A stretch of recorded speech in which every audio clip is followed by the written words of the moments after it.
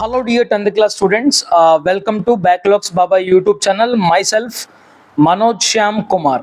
So ఈరోజు మనం ఈ వీడియోలో పర్టికులర్గా FA1కి సంబంధించి ఇంగ్లీష్ కంప్లీట్గా మొత్తం ఇంపార్టెంట్ వైజ్గా మనం ఏం కవర్ చేయాలి అండ్ ఇంపార్టెంట్ వైజ్గా మనం ఏం కవర్ చేయాలి అంటే ఇంపార్టెంట్ ఏరియాస్ ఏమన్నా ఇంగ్లీష్లో FA1కి సంబంధించినవి అని చూస్తే కనుక అవి తెలుసుకునే కంటే ముందు నేను ఒకటి చెప్పాలనుకుంటున్నాను. ఇంగ్లీష్ అనే సబ్జెక్టుకి సంబంధించి పలానాది ఇంపార్టెంట్ అనేది ఖచ్చితంగా మనం చెప్పలేము. ఎందుకంటే ప్యాసేజీల్లో మనం ఇంపార్టెంట్ అని చెప్పలేము, పోయమ్స్లో ఇంపార్టెంట్ అని చెప్పలేము, క్రియేటివ్ ఎక్స్ప్రెషన్స్లో ఇంపార్టెంట్ అని చెప్పేసి అంతకంటే మనం చెప్పలేము. జస్ట్ రెఫరెన్స్ కోసం మనం చెప్పగలుగుతాం తప్ప ఖచ్చితంగా ఇది వస్తుందని మనం చెప్పలేము. ఏ కాంటెంట్ అయినా కూడా ఇవ్వచ్చు, వాడు ఎక్కడి నుంచి అయినా కూడా తీసుకుని ఇవ్వచ్చు. కాబట్టి మనం క్రియేటివ్గా రాయాల్సిందే ఖచ్చితంగా ఆ ఫార్మేట్లు తెలుసుకుని. ఇంకా గ్రామర్ అంటారా, గ్రామర్కి సంబంధించి రూల్స్ 100కి 100% నేర్చుకుని పోవాలి. మనం ప్రాక్టీస్ చేసింది వస్తుంది అనుకోవడం అది చాలా తప్పు. ఎందుకంటే లాస్ట్ ఇయర్ పబ్లిక్ ఎగ్జామినేషన్లో కూడా చాలామంది విద్యార్థులు యాక్షన్ ప్లాన్లో ఉంది కదా అందులోంచి వస్తాయని చెప్పేసి చాలామంది వెళ్ళిపోయారు బట్టి పట్టేసి. కానీ ఒక్కటి కూడా యాక్షన్ ప్లాన్ నుంచి ఇవ్వకుండా గ్రామర్ అంతా కూడా ఓన్గా ఇచ్చాడు. ఎవరైతే గ్రామర్ కాంటెంట్ నేర్చుకుని పోయారో వాళ్ళు అందరూ కూడా 100కి 100% అటెంప్ట్ చేసి వచ్చారు. బట్టి వెళ్ళిన వాళ్ళు మాత్రం మార్కులన్నీ కూడా రాష్ట్ర వ్యాప్తంగా కూడా ఇంగ్లీష్ ఏమన్నా ఎగ్జామినేషన్స్ అందరికీ పోయాయి. సో దయచేసి నేను చెప్పేది ఏంటంటే ఒక గైడ్ అంటే ఒక గైడెన్స్ ఇవ్వడానికి మాత్రమే ఈ ఇంపార్టెంట్ వీడియో నేను చేస్తున్నాను తప్ప కేవలం ఇవే చదువుకోవాలి అనేది అయితే కాదు. ఓకేనా, నేను ముందుగానే చెప్పేస్తున్నాను. సో ఒక మంచి రిఫరెన్స్ మీకు దొరుకుద్ది, అసలు ఏం చదువుకోవాలో ఒక ఐడియా వస్తుంది అన్న ఉద్దేశంతో మాత్రమే ఈ వీడియో చేస్తున్నాను. ఓకేనా, అది గుర్తుపెట్టుకోండి. ఈ ఇంగ్లీష్ సబ్జెక్ట్ వరకు వచ్చేసి సో చూద్దాం. First syllabus overview and expected paper pattern. So first అసలు సిలబస్ ఏముంది FA1కి మనం కవర్ చేద్దాం. ఓకేనా, సో ప్రోజ్ నుంచి ఏ సిలబస్ ఉంది? ఏ లెటర్ టు గాడ్ అనేది ఉంది, Nelson Mandela long walk to freedom అనేది ఉంది, ద స్టోరీస్ అబౌట్ ఫ్లయింగ్, ఆ ఫ్లయింగ్లో హిజ్ ఫస్ట్ ఫ్లైట్ ఒకటి, బ్లాక్ ఏరోప్లేన్ ఒకటి. ఇది మనకి ప్రోజ్ నుంచి ఈ FA1 ఎగ్జామినేషన్కి ఉన్నటువంటి లెసన్స్. క్లారిటీ ఇచ్చిందా? నెక్స్ట్ మరి పోయట్రీ నుంచి ఏ లెసన్స్ ఉన్నాయి సార్? పోయట్రీ నుంచి dust of snow, A tiger in the zoo, how to tell wild animals, ఈ 3 పోయమ్స్ కూడా మనకి ఉన్నాయి FA1 ఎగ్జామినేషన్కి. నెక్స్ట్ సప్లిమెంటరీ రీడర్ నుంచి చూసుకుంటే కనుక a triumph of surgery, so foot prints without feet అనే ఈ సప్లిమెంటరీ రీడర్ లెసన్ కూడా మనకి ఈ FA1కి ఉండడం జరుగుతుంది. కాబట్టి ఐ హోప్ మీ అందరికీ FA1 సిలబస్ పైన ఒక మంచి క్లారిటీ అయితే వచ్చింది అని అనుకుంటున్నాను. ఇప్పుడు ఎక్స్పెక్టెడ్ పేపర్ ప్యాటర్న్, అసలు పేపర్ ప్యాటర్న్ ఎలా ఉండొచ్చు? సో 100% ఇలాగే ఉండాలని రూల్ లేదు, కానీ బట్ ఎక్స్పెక్టెడ్ అనమాట. అందుకే ఇక్కడ రాశాను కదా expected paper pattern break down. Okay, so మనకి 35 మార్క్స్కి ఎగ్జామ్ జరుగుతుందండి. సెక్షన్ 1లో చూసుకుంటే రీడింగ్ కాంప్రహెన్షన్ చూసుకుంటే మనకి ప్యాసేజ్ బేస్డ్ అనమాట.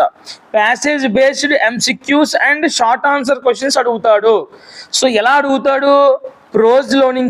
ప్రోజ్లో నుంచి ఒక ప్యాసేజ్ ఇస్తాడు, 5 క్వశ్చన్స్ అడుగుతాడు, 5 ఆన్సర్ 5 మార్క్స్. అండ్ పోయట్రీలో నుంచి ఒక ప్యాసేజ్ ఇస్తాడు, అందులో నుంచి 3 ఇస్తాడు క్వశ్చన్స్, 3 ఆన్సర్ 3 మార్క్స్.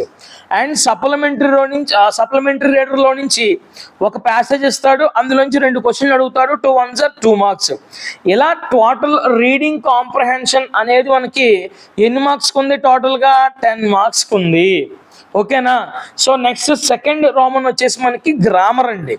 సో ఇక్కడ textual and general grammar items అన్నీ కూడా ఇక్కడ 13 టాపిక్స్ అంటూ నేను మీకు ఇంపార్టెంట్గా ఇవ్వడం జరిగింది.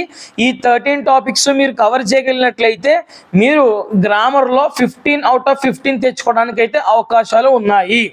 ఓకేనా, సో జాగ్రత్తగా ఈ గ్రామర్ పైన దృష్టి పెట్టండి. ఈ 3 లెసన్లో కవర్ అయినటువంటి గ్రామర్.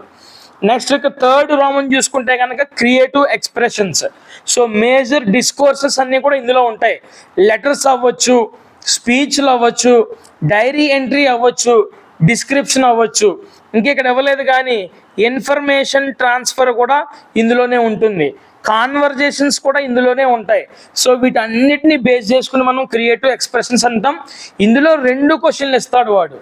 యాక్చువల్లీ ఇది 10 మార్క్స్కి ఉంటుంది ఒకటి పబ్లిక్లో, కానీ ఇక్కడ కుదించి 5 మార్క్స్కి ఇస్తాడు. 2 5 ఆర్ టోటల్ 10 మార్క్స్. ఇలా 35 మార్క్స్కి మనకి పేపర్ రావడానికి అయితే హై ఛాన్సెస్ అయితే ఉన్నాయి. సో సిలబస్ అనేది చెప్పాను, తర్వాత పేపర్ ప్యాటర్న్ అనేది కూడా మీకు చెప్పడం జరిగింది.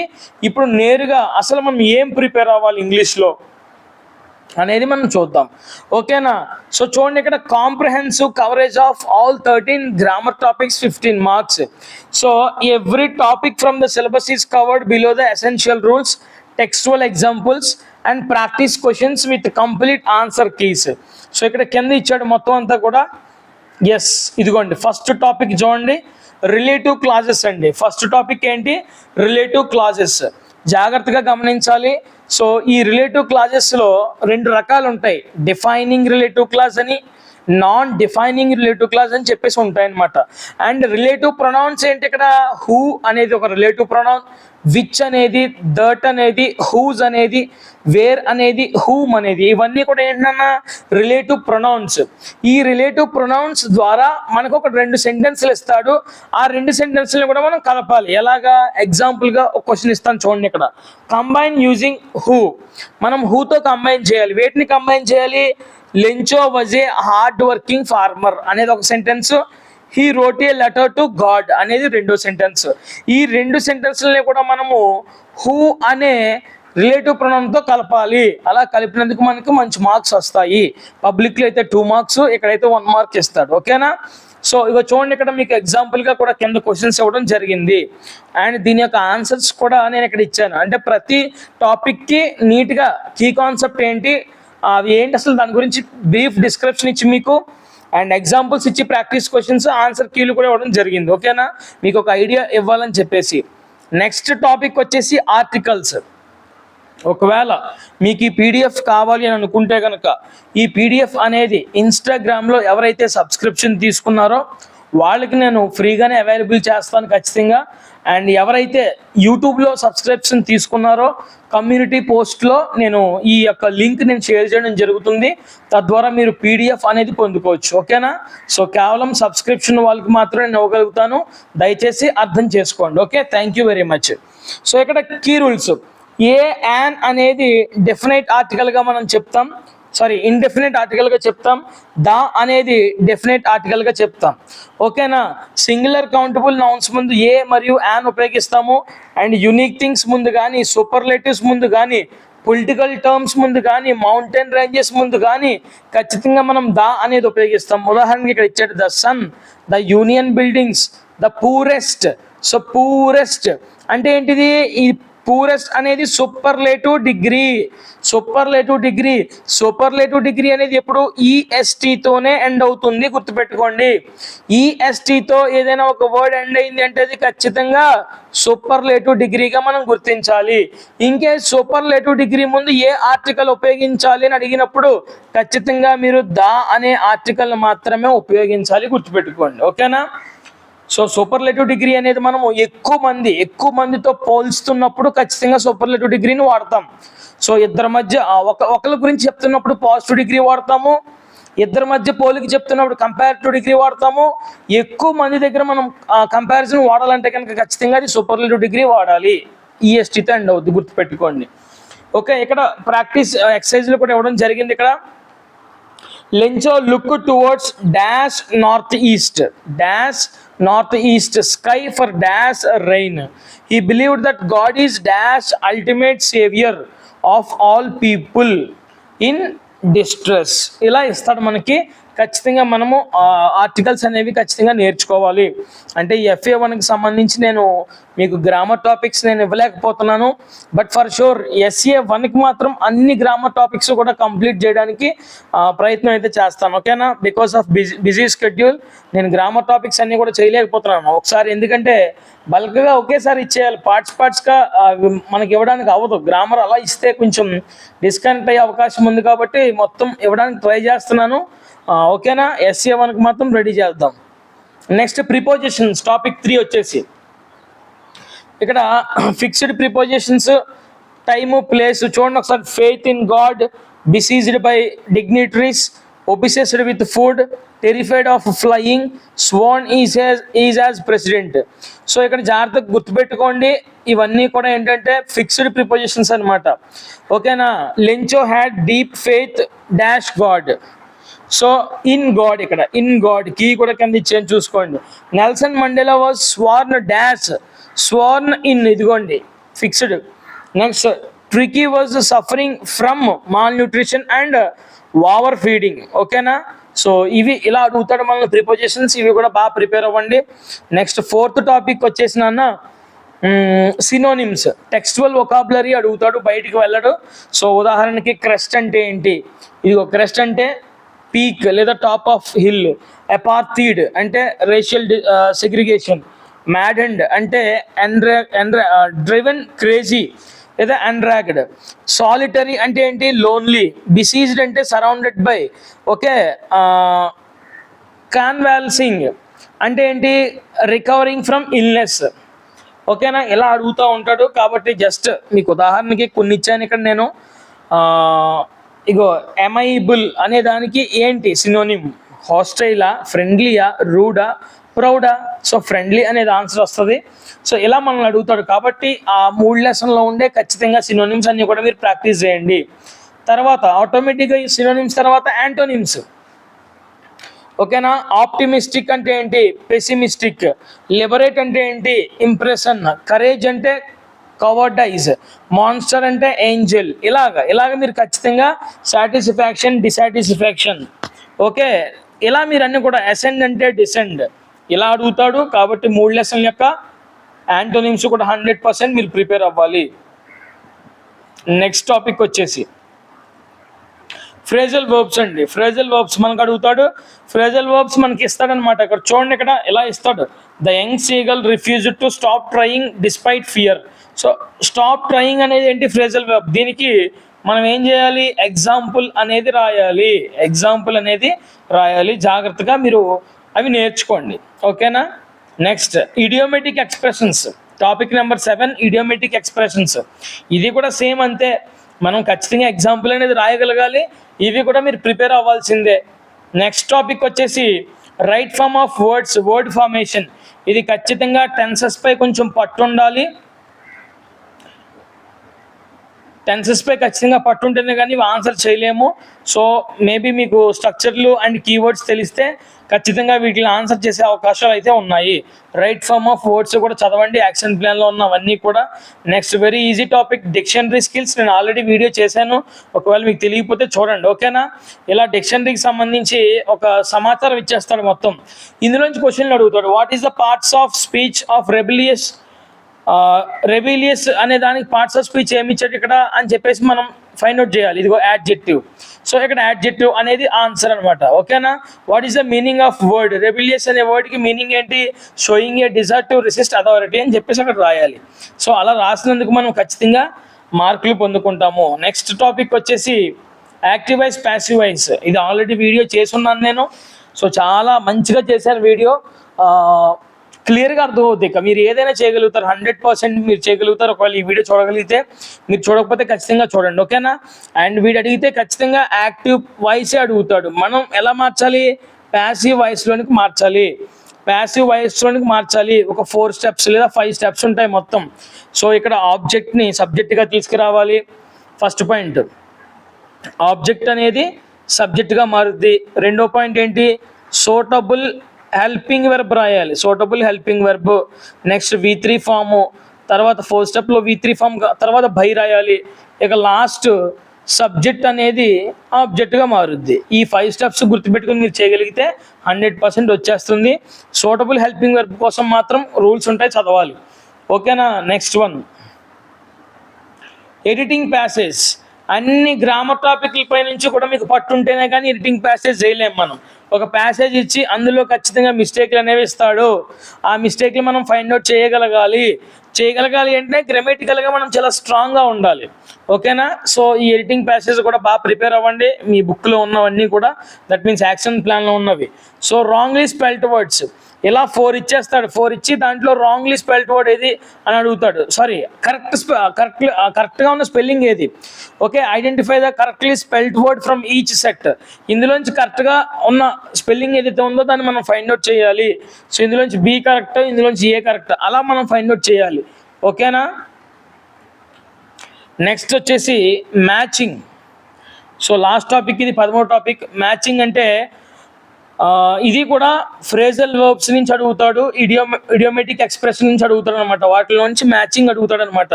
సో డౌన్ పోర్ అంటే ఏంటి, హెవీ రెయిన్ఫాల్ అని చెప్పేసి. ఓకే, అలాగా ఎమాన్సిపేషన్ అంటే డీప్ సాడ్నెస్ అని ఇలా అడుగుతాడు మొత్తానికి. ఏ అంటే 3. ఇదిగో డీప్ సాడ్నెస్ అంటే ఏంటిగా, ఇదిగో ఇది. డిసోలేషన్ అంటే ఏంటి, సెట్టింగ్ ఫ్రీ ఫ్రమ్ లీగల్. ఓకేనా. ఇలాగా మ్యాచింగ్ అనేది అడుగుతాడు పబ్లిక్లో కూడా, ఇక్కడ కూడా అడగడానికి అవకాశం ఉంది. కాబట్టి మీరు ఇవన్నీ కూడా జాగ్రత్తగా ప్రిపేర్ అవ్వండి. వీటితో పాటు ప్యాసేజీలు మీరు ప్రిపేర్ అవుతారు కదా. సో ప్యాసేజీలు అన్నీ కూడా మీరు ప్రిపేర్ అవ్వాలి. లాస్ట్లో చెప్తాను ప్యాసేజీల గురించి. సో ఒకసారి క్రియేటివ్ ఎక్స్ప్రెషన్స్ కూడా చూసేద్దామండి. Creative expressions. ఓకేనా.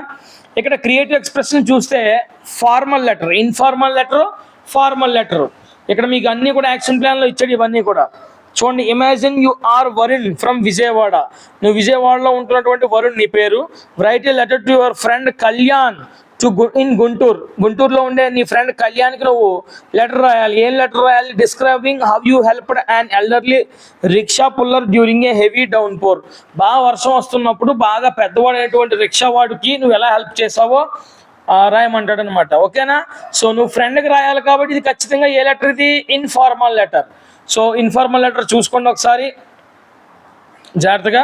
ఇదిగోండి లెటర్ కూడా మీకు ఇక్కడ ఆన్సర్ ఇవ్వడం జరిగింది. ఈ రిఫరెన్స్ తీసుకుని మీరు మంచిగా రాయండి. ఓకేనా. సో నెక్స్ట్ వన్ వచ్చేసి చూసుకోండి, స్పీచ్ అంటాడు. స్పీచ్. సో స్పీచ్ స్క్రిప్ట్ రాయమంటాడు. దేనికి, హెల్పింగ్ ద నీడీ. అంటే ఇదంతా రెఫరెన్స్ కోసం అనమాట మీకు. So helping the needy. So ఎవరైతే ఆపదలో ఉన్నారో వాళ్ళకి హెల్ప్ చేస్తూ నువ్వు స్క్రిప్ట్. ఓకేనా. ఇదిగో helping the needy, God's work through human hands. అలా ఎలా పెట్టి నీట్గా హెడ్డింగ్ మనం రాయగలగాలి స్క్రిప్ట్ అనేది. ఓకేనా. సో నెక్స్ట్ ఇది కూడా స్క్రిప్టే. ఇంటర్నేషనల్ డే ఆఫ్ యోగా గురించి ఇది కూడా మీరు జాగ్రత్తగా ప్రిపేర్ అవ్వండి. నెక్స్ట్ ఇక్కడ కూడా డిస్క్రిప్షన్ అనమాట ఇది. So pampers feelings at the hospital.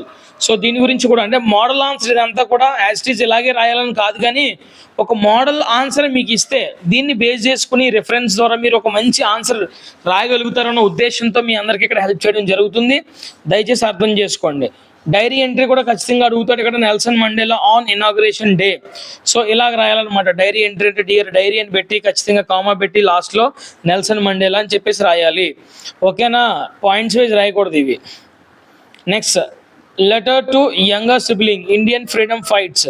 So ఇక్కడ కూడా అంతే, సిబ్లింగ్కి. ఇది కూడా ఇన్ఫార్మల్ లెటరే. సో ఇవి నాన్న ఇలా అడుగుతూ ఉంటాడు. సో ఒకవేళ యాక్చువల్గా మనకి యాక్షన్ ప్లాన్లో ఎక్కడ కూడా ఈ లెసన్ సంబంధించి కాన్వర్జేషన్ అడగలేదు. బట్ ఎందుకైనా మంచిది, లెంచో అండ్ వైఫ్ గురించి ఖచ్చితంగా మీరు ప్రిపేర్ అవ్వండి.